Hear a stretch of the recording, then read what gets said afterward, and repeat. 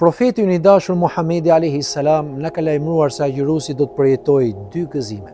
Një gëzim kur e çel iftarin dhe një gëzim kur takohet me Zotin e tij në ditën e gjykimit.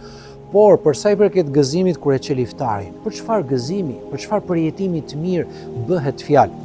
Ndoshta shumë njerëz mendojnë se duke qenë se ka qëndruar gjatë gjithë ditës i uritur dhe i etur, erdhi momenti që të gëzohet sepse ushqimi është përpara tij.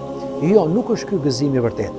Gëzimi i besimtarit, realiteti i vërtet i këtij hadithi profetik pejgamberit alayhi salam bën fjalë se besimtari ndjen në brendësinë e tij, Allahu i madhërisëm ja solli mbar, e mbylli këtë cikël adhurimi, e mbylli procesin e agjërimit me sukses, është i gëzuar sepse që nga agimi e deri në mbrëmje duroi dhe sakrifikoi për hatër të Allahut xhelle xhelalu.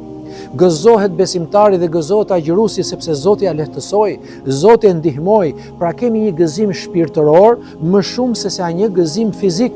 Dhe gëzimi i vërtet në këto momente, në këto rrethana për besimtarin është gëzimi që pushton atë nga ana fizike dhe nga ana shpirtërore.